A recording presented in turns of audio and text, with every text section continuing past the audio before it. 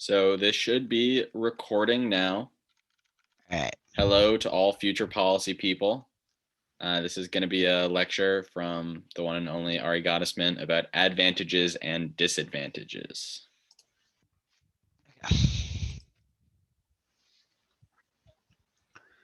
Let's see. That working for everybody?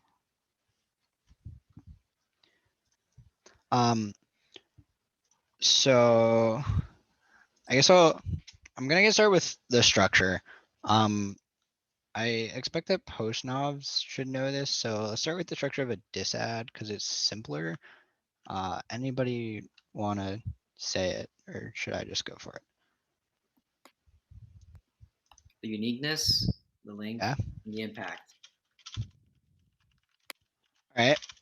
So this is missing. Here, I'm gonna start with a disad. So this is missing two parts. It's a good start. So the things I'm going to add on are the internal link and the impact uniqueness. So these are the main 5 parts of a disad. The 3 most important ones are the link, internal link, and impact. But that's not to say that uniqueness and impact uniqueness don't matter. It's just a lot of the time the debate won't really center around them. So this is the 5 parts of a disad. Uniqueness is basically just like the current state of the the scenario of the disad. So in an example from this topic with mandatory minimums, it would be saying that right now there are a lot of people getting extra large sentences because of mandatory minimums. The link, or actually this is a disad. So I'll do the crime disad because it's like straightforward, even though I don't think it's a great disad. So the uniqueness will be just like crime is low right now. The link will be raising mandatory minimum or removing mandatory minimums, which lowers overall sentencing, raises crime. Internal link is like what the link means for the world, basically. It's just like the connection between the link and the ultimate impact. So if my impact is like economic decline leads to nuclear war, then the internal link is just going to be crime leads to economic decline. So then, again, my impact would be econ decline leads to nuke war. Impact uniqueness, which is probably the least touched on part of a disad, would just be that the economy is high right now. So each part matters because when you actually get to debating it, if the neg team loses any part of the disad, then the disad basically just doesn't matter. If crime is already high, the plan doesn't change anything. If the plan doesn't affect the disad, then just really doesn't matter. If crime doesn't cause economic decline, then there's no impact. If economic decline doesn't do anything, there's no impact. Or if the economy is already bad, then the plan doesn't affect anything. So now I'm gonna go through basically just like how we can answer this. And there are a lot of ways to answer each part. So for uniqueness, actually, there's only mainly one. This goes for impact uniqueness too, and it's just saying non-unique. So with the example of the crime disad, someone says crime is low, plan makes it high. Non-unique is just saying, nope, the crime is already high, plan isn't necessary for the disad to happen. Impact uniqueness, same thing, is basically just non-unique. Saying that the economy is already low, plan doesn't matter. Now we get into the more in-depth things which come on the link. The first one is the simple no link. And so this is just saying plan doesn't affect it at all, doesn't matter. The next one is turns. So this would be saying instead of being that the plan increases crime, the plan decreases crime. So this is an offensive argument on a defensive flow. So the negative team reads this this disad. The affirmative team can make an offensive argument through a turn. The next two are rare, but they still exist and are important to know. So one is uniqueness overwhelms the link. Basically what this is saying is that crime is so low right now that it just doesn't matter that the plan gets passed. Even if the plan increases crime a bit, it doesn't matter enough to cause the impact. And the last is somewhat similar to this. It's thumpers or alt causes. So I'm gonna put these together and I'll explain what a thumper is. So a thumper is basically just like in this case, since it's a disad, the affirmative team would read basically another uniqueness card. So it's kind of just like extra uniqueness, and you're basically making a uniqueness overwhelms the link argument, but with an alt cause. So you're saying like, here's another part of uniqueness that is a reason why the link won't actually happen. I'm trying to think of a good example of this for the crime disad, but it would basically just be like some other policy is already keeping crime low, or also it could be like, so that would be an argument for a thumper means that the uniqueness overwhelms, and then another argument would be that like current economic decline from the coronavirus is causing crime to go up already. So that's kind of an alt cause, can also be a thumper. Internal links. So here is where I like a lot of the stuff that we get to debate about. Or sorry, actually, no, this is mostly the same. So we're still going to have no link, internal link turns, impact thumper, impact thumper, same thing as thumper pretty much, just like another reason for economic decline is an impact thumper. And then same impact uniqueness overwhelms the link. Sorry, no internal link. This works the same way, just saying that the internal link is fake. Internal link turns, I'm going to get to turns later, but it works the same way. It's another offensive argument. And lastly, for the impact. So there are three main things you can say about an impact. There's impact defense. So in this case, it would be economic decline does not cause nuke war. There's impact turns. So economic decline is good. And then there's impact calc. Impact calc is not a direct argument against the impact, but an argument that this impact is less important. So in this case, it would be saying that economic decline is less important than climate change or something like that. So now we can go through the same stuff pretty much for advantages, but there's going to be one slight difference. And that's going to be that it's going to go uniqueness. I'm going to skip one. It's going to be internal link, impact, uniqueness, impact. And this is going to get replaced by solvency.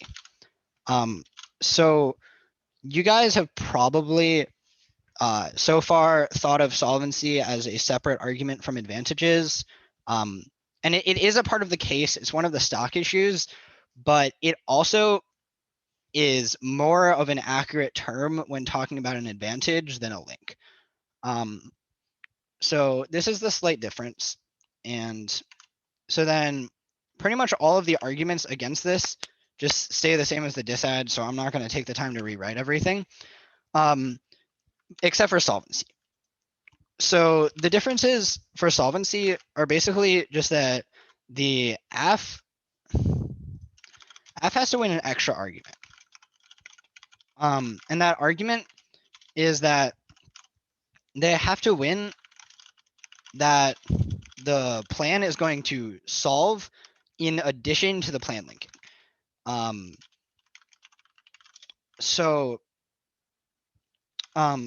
think the best comparison I can make right now with the current topic is solvency is an answer to solvency. So the neg saying that the plan can't solve, it would be circumvention. So the neg team says the government will circumvent and stop the plan from actually doing anything. So even though we pass this law, it's not actually going to go into effect. So the government circumvents this. Mandatory minimums still happen. Then the link argument will be that will be the effects after you've proven solvency. So assuming that you've already proven that the government is not going to circumvent and that the plan will happen and will have effects, the link is those effects. So the AF would say sentencing decreases or sentencing length decreases. Then the answer to that would be like sentencing increases, length increases, or stays the same. So it's mostly the same as a disadvantage, but there's just this extra caveat that you have to prove solvency in addition to proving the link.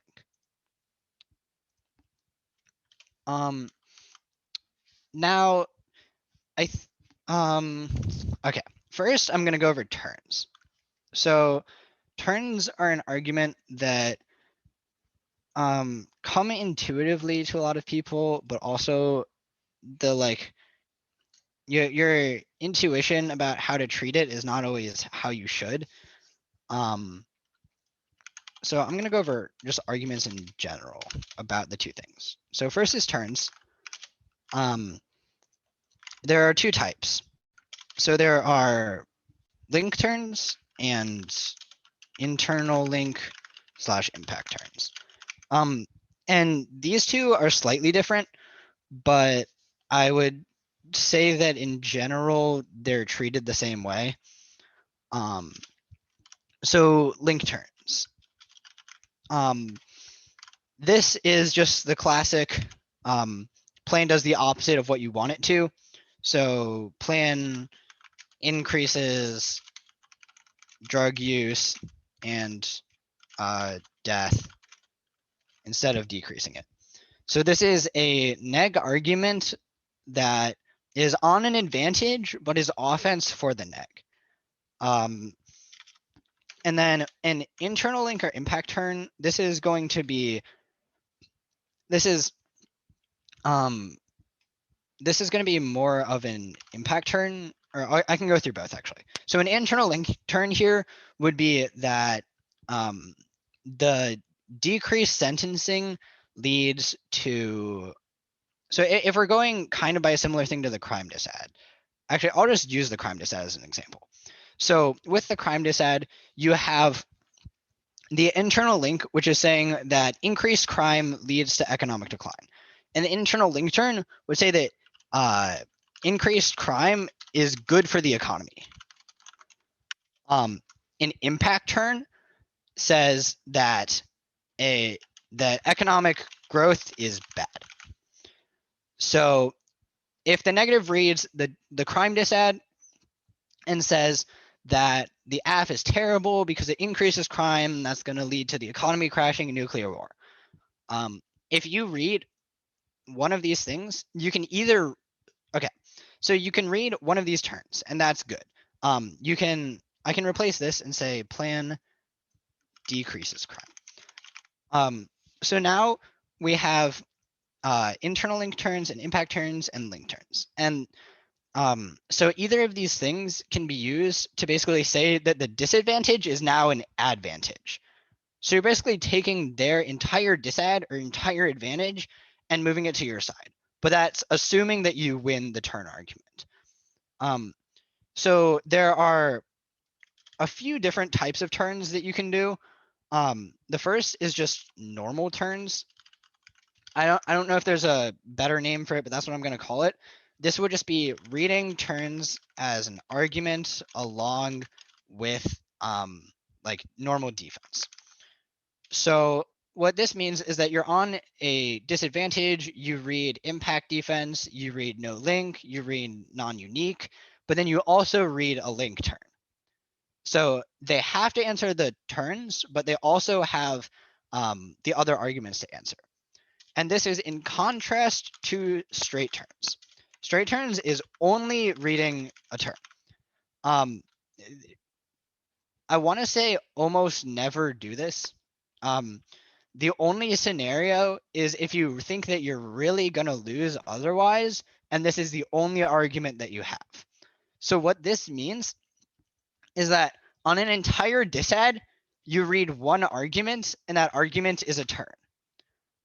So the reason why this is good, and there's only one benefit to this over doing a normal turn, is that if it's on an advantage and you as the neg read a normal turn, if the AF team is really, really unprepared for the turn, worst case scenario, they concede the defense that like the disad is non-unique or that there's no impact, but then they just say that means that the turn doesn't matter, right? So the defense can be used by opposing team against the turn.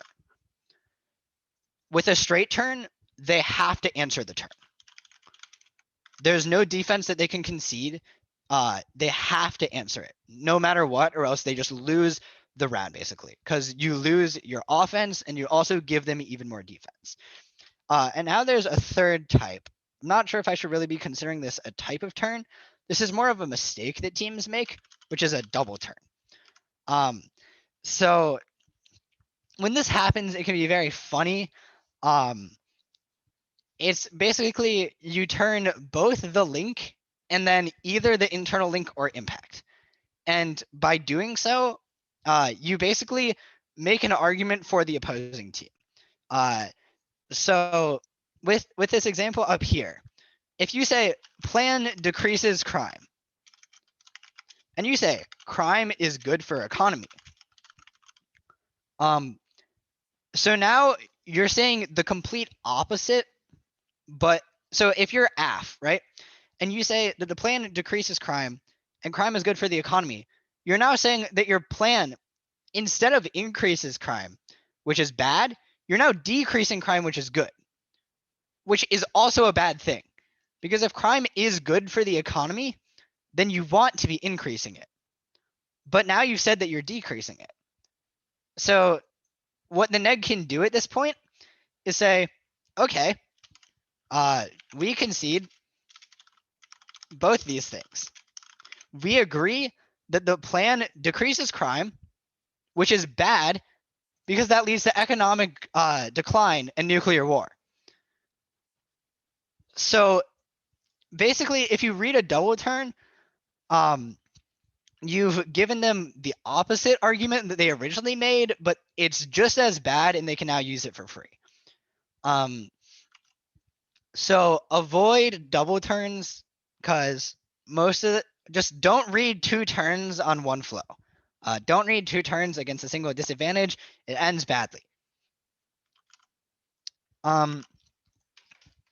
So while I'm on the topic of these arguments and how we're going to make turns, I want to talk about how to actually debate them. So I'm just going to call this structuring arguments. This is true for almost every argument in like all of debate, but I think it's especially important on advantages and disadvantages. And so you want to follow one formula kind of. So you want to start by extending arguments. I see this way too often, especially in novice debate, where the 1AC reads 8 minutes of evidence, 8 minutes of offense, and then the 2AC completely forgets that their 1AC read any evidence whatsoever, right? The negative reads arguments against the 1AC, and then the 2AC just reads new cards that say the exact same thing as evidence in the 1AC. And this happens in, I want to say like 70 to 80% of rounds that I've watched or been in our district. So what you want to do instead is always start by extending your own arguments. right? You made these arguments in the last speech, so you want to use these arguments. That's your goal. You have to extend the arguments if you want them to hold any merit, and you want all of the arguments that you make to be used. You aren't making arguments just so that they can be ignored in the next speech. You're making them so that they carry throughout the round. And every argument that you make that you think is important should get extended throughout the round. So you always, always, always extend your own arguments first. Then you refute arguments.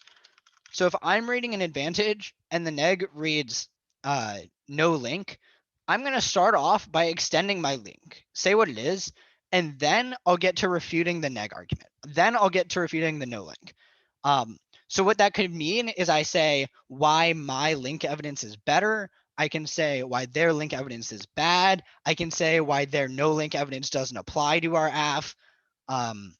So this is like why your evidence better, why theirs bad / doesn't apply to your arguments. It can be a whole litany of things, but basically just like any arguments as to why their stuff doesn't work. And only after you do these things completely analytically, not necessarily analytically if you're like sourcing your cards, but like you've already read cards, right? So you should be using your own evidence for this. Only after you do these things should you ever read new evidence. There's no other reason to read new evidence. You shouldn't be reading new advantages or disadvantages in the 2AC or 2NC, except for one specific case that I'll get to in a bit.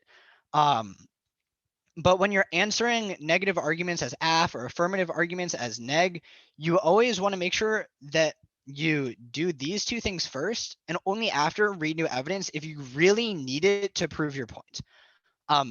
And this is also, this will just like dramatically improve your effectiveness in debate. Because what a lot of people miss is clash, is like actually debating your opponent and like answering their arguments. And if you follow like these and do these two steps before you read new evidence, you will not have that problem anymore. Okay, so next, how to answer.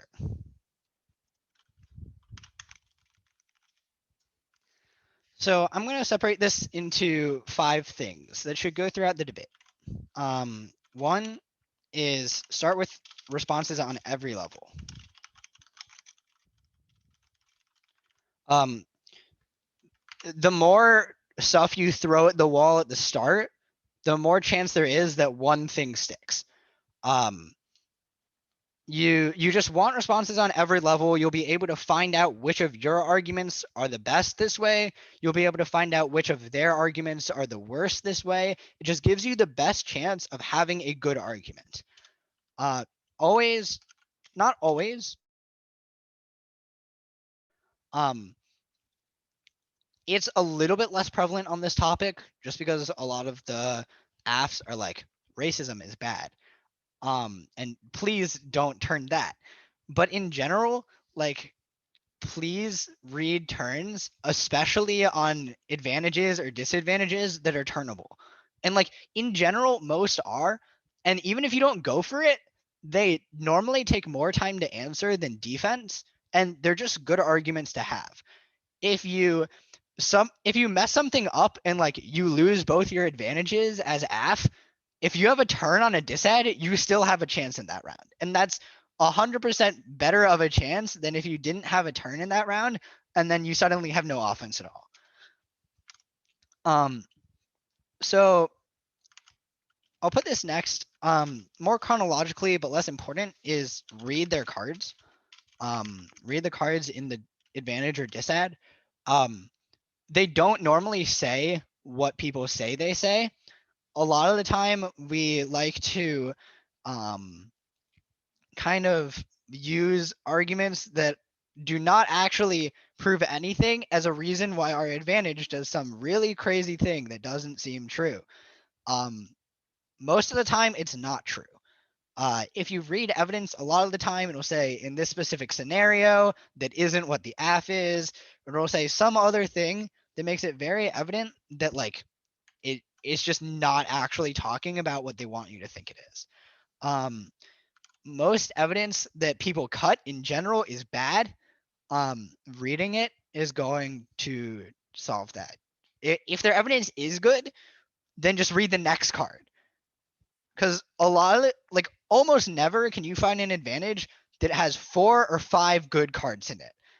Most of the time it's at max like 2 to 3. So next, I'm just gonna say narrow down arguments. This is mainly in the 1AR or in the block / 1AR. When you're answering a disadvantage, in the 1AR, you don't need to have 20 arguments on it. All you need is 2 or 3, and I'll get to that in a sec. But second, stop reading both your advantages. We can touch on this more later, but you only need one advantage to win, and your arguments will be better on that one advantage if you're not splitting your time with a second advantage.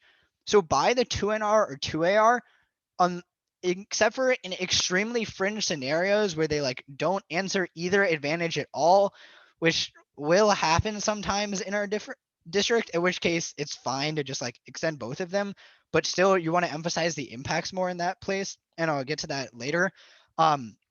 In most scenarios where there are answers on both advantages, choose one. Choose whichever one you think is going better and go for that. Kick the other one, because you'll have a better chance of winning with one really good disadd than with 2 mediocre ones. And the same thing goes for neg. Don't read 2 disadds in the 2NR. The 2NR is more time pressed than the 2AR. So if you just make it that much worse for yourself by trying to extend an entire another flow, it's not going to end well. And the last thing is remember that you only need to take out one part. Go for the weakest link. Go for the weakest link. And so basically, if you take out any part of a disadd or advantage, it doesn't matter. I talked about this earlier. If you take out the link to a disadd, then the disadd doesn't apply to your AF. It doesn't matter what else it says. If you take out the impact, then the disadd doesn't matter even if it applies to your AF. If you take out the internal link, there's no impact. And if you take out the uniqueness, then there's no disadd. Right? Same thing goes for advantages. So when you are answering your opponent's disadd or advantage, you only have to go for the weakest link. Climate change doesn't matter if the plan can't solve it. So you only have to target one part, and you only should. Once you get into the 1AR, 2NR, and 2AR, you should not be putting 5 to 6 answers that are all spread out. You can put 5 to 6 answers on the disadd, but they should all be on the link level. And also, it probably shouldn't be 5 to 6. At best, you should have like 3 to 4 really, really solid arguments against a single point of their disadd. So in response to this, we can now go over how to run them and how to defend. And then I'm gonna put a reminder here. I'm gonna go over add-ons. We'll get to that later. All right, so how to defend. First things first, like I said earlier, extend, extend, extend. Most important thing. If you leave out your 1AC content in your 2AC, then answering the neg arguments on the disadd doesn't matter. Right? Like if you answer the plan, like if you answer their no link argument, but you don't extend your own impact, it doesn't matter that you answer the no link argument. You don't have an advantage anymore. So you have to extend stuff first. And most of this will be done in overviews. I'm not sure if we're going to talk about this later, so I'll just say it now. Basically, in the 2AC and 2NC/1NR, you want to have like 10 to 15 seconds, maybe a bit more, maybe rarely any less, where you just take time at the start of it and explain the disadd from start to finish. You just say what the link is, what the internal link is, what the impact is. And by doing so, that counts as an extension. You have said what your advantage or what your disadd is, And now you can get onto debating the line by line. But one, this will help explain it to judges in a clearer way than the line by line. And two, you're extending stuff already and it's an efficient way to do it. Next, focus on the win condition. In this case, when you're defending it, you have to win everything. Every argument that they make has to be answered, or else you're just conceding your advantage or dissent. A lot of the time, this can be done through extensions. So most of the time, neg will read arguments that you can use your own cards to answer.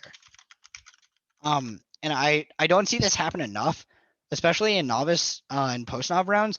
There are just times when it's like, oh, they read a card, so I have to read a card. That's not how it works.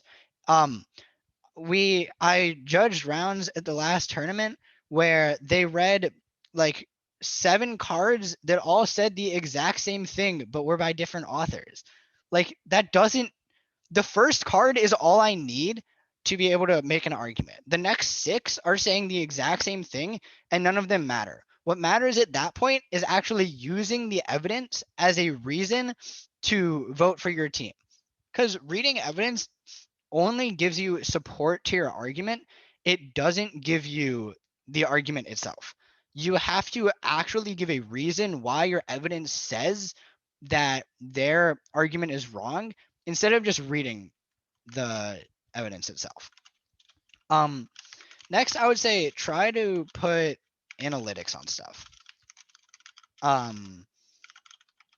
This goes along kind of with what I just said about how you need to use the evidence that you've already read. But also just like a lot of the time, answers are not perfect. And by a lot of the time, I mean all the time. And because of that, in most scenarios, you will be able to make some analytical arguments. Just like their evidence doesn't apply. It doesn't make sense. Stuff like that. Like people will read evidence that sounds like it applies, but doesn't actually like mean anything to your argument. So I want to say like their arguments not in contrast to yours. What I mean by this is like a lot of the time I'll read an advantage that says like economic growth good, economic growth stops poverty or stops nuclear war. And then the neg will read a card that says like the economic growth in African countries does not improve poverty. And so it's like, one, I'm not saying that I improve the economy in Africa. 2, I'm not trying to solve poverty. It's like they're reading impact defense to an impact I didn't read. So, and this happens frequently. So a lot of the time, people just default to reading evidence when they really don't need to because the arguments are already that bad. And then I'll say this again, only go for one thing in the 2NR or 2AR. You don't need to win 5 disads to win a round. You need to win 1, and then you need to win why that's the most important. A second disadvantage doesn't make, if you win 2 disadvantages, that doesn't make you more likely to win a round if both of those disadvantages matter less than a single advantage. So I'm going to get to this in a bit, but this is basically what I'm saying is that like impact calc is what's going to mean that your advantage matters more than their disadvantage. And so if you spend time arguing for 2 impacts against their 1 impact, they are going to do a better job than you. They'll have twice the time to devote to it, and you're not going to win more off of a second argument. So then I said I would touch on this a bit. Add-ons only do this 1 in the 2AC. Never read an add-on for a disad. Just doesn't work as well as you think it will. It's also kind of sketchy because they only have the 1 NR to respond to it. In general, it's frowned upon, and only do this if you have nothing else to talk about. If they read 3 cards in their 1NC, and then you're left with 6 minutes left after you answer all of the arguments they make, then read an add-on. Other than that, like there are so few times when you should ever be doing this. So now what do I mean by an add-on? It's generally just extra impact scenarios. So you have the link that says that the plan increases crime. You've already read that crime hurts the economy. Now you're going to read that crime stops global climate change effort. That's like completely fake, but I'm just saying this because that's what it would be. Another example is you can take the same internal link and then read a different impact. So you already have economic growth stops nuclear war. Now you have economic growth stops climate change. Economic growth solves poverty, stuff like that, right? So an add-on is just more impacts from the same advantage or same advantage. Don't read an add-on and a disadvantage. Yeah. So the thing about these is that they can be good if you're confident in them and you actually have good evidence. But once you read bad evidence in it, it's going to get turned just as easily. And turns on add-ons are even more potent than turns on a regular disadd because 1, add-ons are normally lower quality, and 2, you read an add-on in the 2AC, that means that there are turns in the 2NC. And suddenly your your 1AR is having to answer an entire impact scenario in the 1AR, along with everything else he's already doing. So half the time you read an add-on, it's just going to backfire and time skew your own 1AR instead of the neg block. So only if very confident. And this is much more important in flow rounds, but I cannot stress this enough in flow rounds because we had, I'll give an example from when we were at camp. There was an example debate where the 2AC read an add-on, and then at that point, the 2NC is able to just go for a turn for like 5 minutes of the 2NC and then 5 minutes of the 2NR. So you can lose a round outright from reading a less than perfect add-on. That being said, they still exist. They will still be run. I hope that gives more context into how to answer them or how to run them if you really have nothing else to say. And I think that's everything about the first 3 parts of it, or about how to run disadds and everything up to here. So now I'm going to get into what I think is the most fun part of debate, which is impacts. So there are 3 main parts of impact calc. I'll get to this first. There's, and you've probably heard these before, it's probability,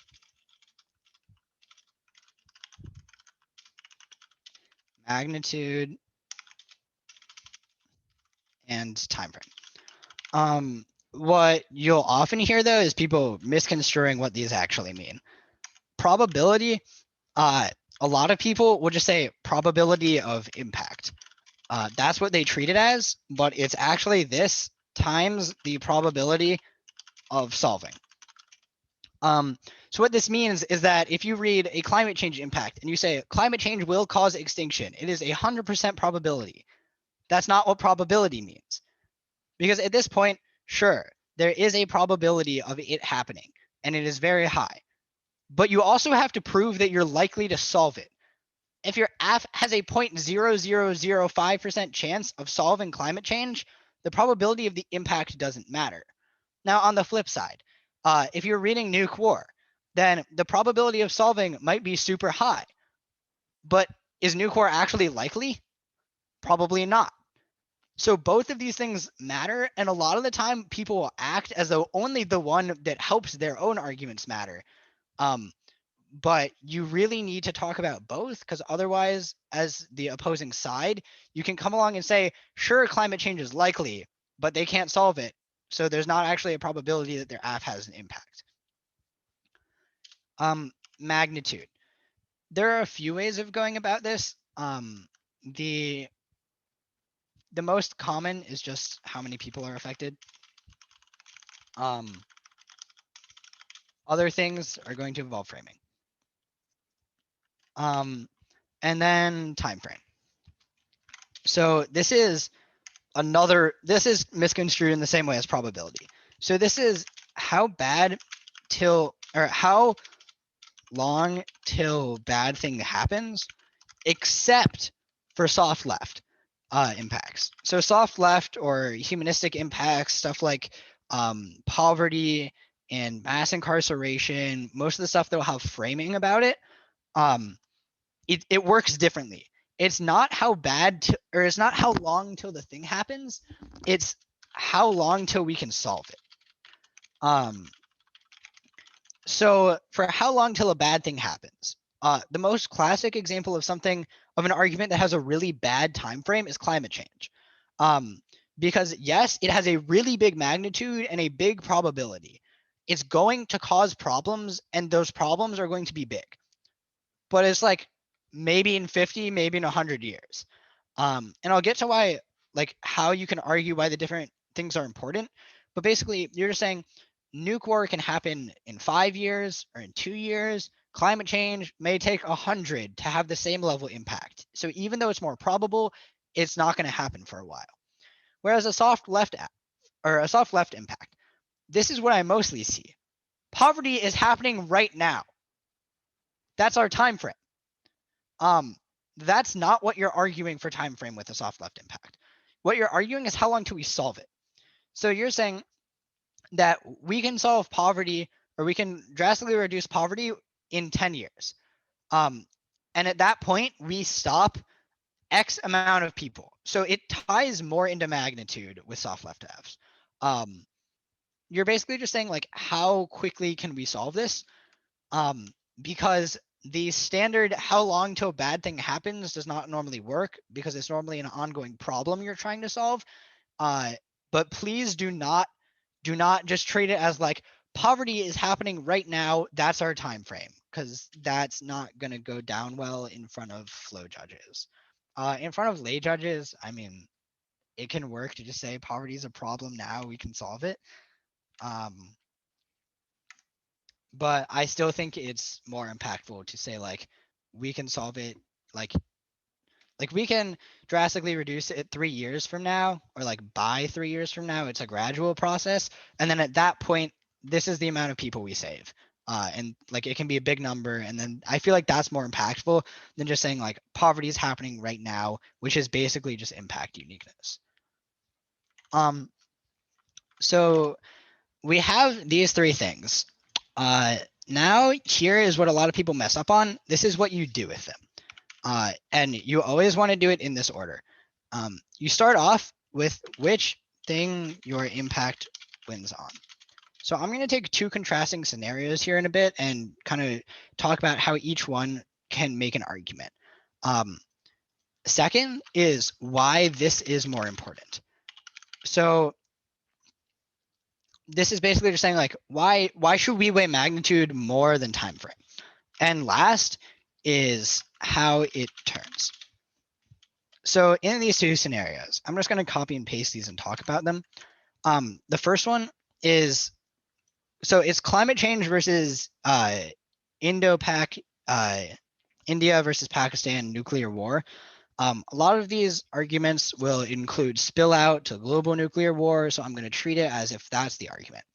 So climate change has a larger magnitude because it causes mass extinction and completely reshapes the Earth as we know it. Indo-Pak might stay regional, or at least will not cause like mass extinction, and it will not destroy every life form on Earth.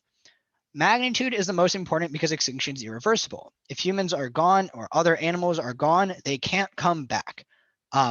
So if a Indo-Pak nuclear war kills 3 billion people, humanity still exists. So that is infinitely less bad than all humans dying. And lastly, how it turns. Climate change is a threat multiplier. It increases tensions and suffering, making Indo-Pak war more likely. On the flip side, probability here, neither side necessarily has a great argument. If the AF team or if the climate change team has a really good link, an internal link to climate change, then maybe they can argue probability. But a lot of the time, the chances that a single AF solves all of climate change is very low. So that's why I'd say probability is often misused on climate change, and I think magnitude is most of the time better. But here is how you take advantage of climate change's bad time frame. Indo-Pak war has a faster time frame. It spills over and causes nuke wars sooner than climate change causes extinction. And this matters, and this is really important because there's less time to solve the problem. You need the plan now to stop the war, and you can deal with climate change after. So climate change might be a problem, and it might be a big problem, but we have a war that could be coming in the next 2 years, and climate change is coming in 100. So even if climate change is a bigger issue, it doesn't matter right now. Right now, we need to stop this nuclear war from happening. And then once we're good with that, then we can tackle climate change, right? So there's more time that we have to solve climate change, so it's less urgent. So you should pay attention to the time frame a lot, because the sooner that something is happening, the less time we have to react and we have to solve it. So then and then how it turns it. Nuclear war is bad for the environment, destroys an equally large amount of wildlife, and destroys biodiversity. So climate change is a really, really big impact that really only loses on time frame. And this is the best argument that you can make on time frame versus anything. If you're ever arguing that your impact has a faster time frame, this is the exact argument you should make. The time frame is most important because there's less time to solve it. We have to react to this faster because there's a smaller window. Magnitude, most of the time, is just going to be the same argument. It's irreversible, or just bigger things matter more. Probability is that we don't want to like go chasing after fairy tales like stopping a nuclear war, when instead poverty is more important. It's happening right now. There's a bigger chance we solve it, so you should use it. This also ties into the common utilitarian framework, which is just probability times magnitude equals like impact. So if you affect 1 billion people and there's a 5% chance of it happening, then your number is 50 million. So this is often what's used to just like compare big impacts. People will say extinction means infinity magnitude, so the probability doesn't matter. That's like actually what a lot of people will say. It's kind of a stupid argument, because like there are other things that do matter, and if the probability is super low, then you shouldn't really be discussing it. And then the thing that this doesn't include is time frame, which is again why you're going to need to do a bit of extra work about why time frame is important. But time frame is a legitimate argument, and it while it doesn't get included in this, it's still very important. So then I touched on this a bit earlier when I was talking about magnitude, and then when I talked about this. So this is going to be what you get when you have a util debate. When you're strictly talking about util, impacts are going to be weighed by probability versus magnitude. The other thing that can happen is a team can read framing. Framing is not an impact in itself, but it is an argument about which impacts are more important. So this is basically just like changing the perspective of how to judge around.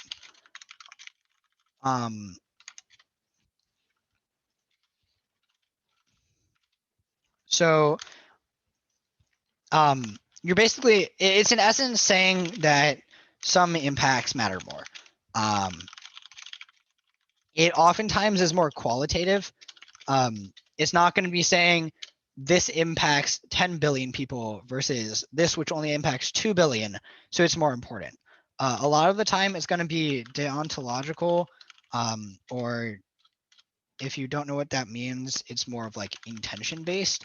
So kind of like a lot of like good framing will say like the action of caring about this issue and trying to solve it is just as important as solving the issue itself.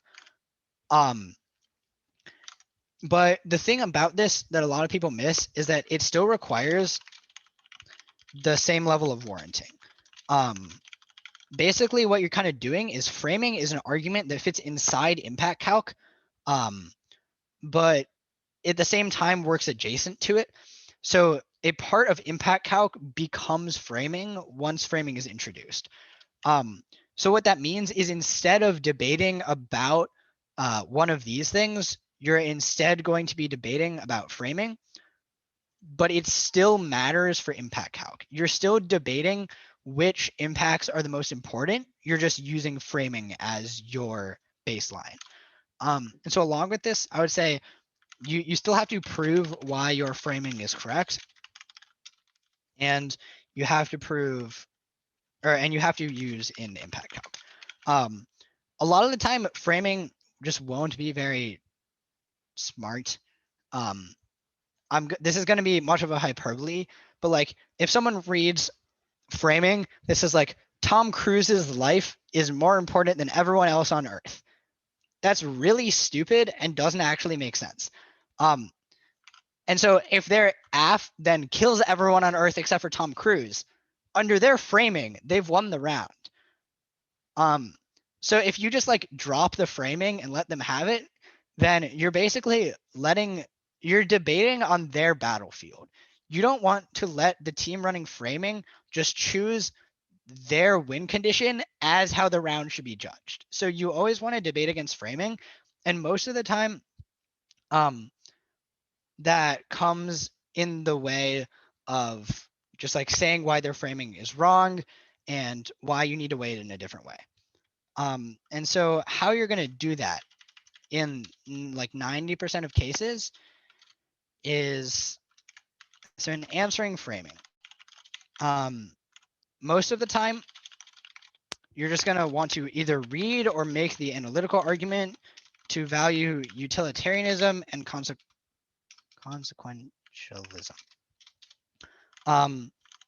So utilitarianism is the idea that all lives are valued the same. Your neighbor down the street matters just as much as the president if both people are to get shot in the head, or if both people are to die from climate change. So this is a strictly numbers-based thing. 50 million people dying is worse than 20 million people dying, regardless of what group they come from, which oftentimes is in contrast to framing, which will say that their group of people needs to be prioritized. And consequences is just consequentialism is just saying value consequences and repercussions of the plan or argument. Basically, just that like instead of only talking about how the intentions behind an action matter, it's morally correct to debate about what actually happens, right?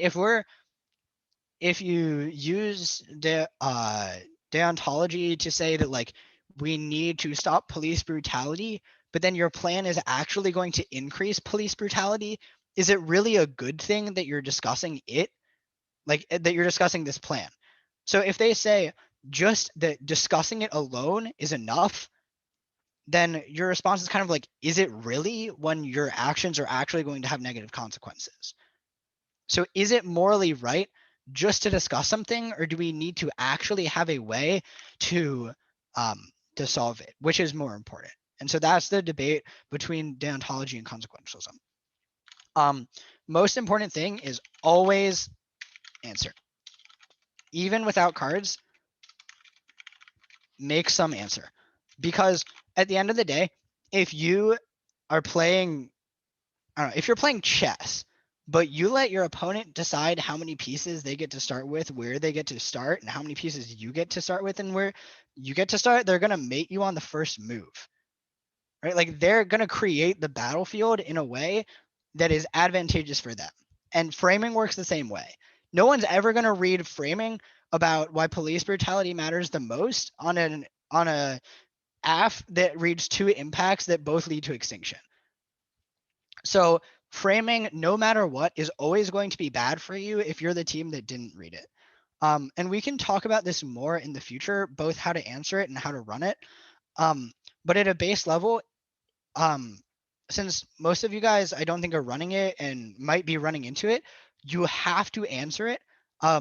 Some argument about these 2 things is the best way to do so, even if it's just analytical. Even if you just say that all lives should be valued the exact same and that we should value the consequences of the plan and the impacts of what happened, that is a lot of the times that'll be enough, and that's better than nothing. Because otherwise, you're just going to end up debating against impacts that are tailored specifically to the framing that they read. And if you don't answer framing, then you're just never going to win. So it's 4. If people want to leave, you can. I got through pretty much everything I wanted to talk about, I think. If you want to stay, then we can do an impact calc tournament and kind of put all of this stuff into practice. Actually, all of this stuff.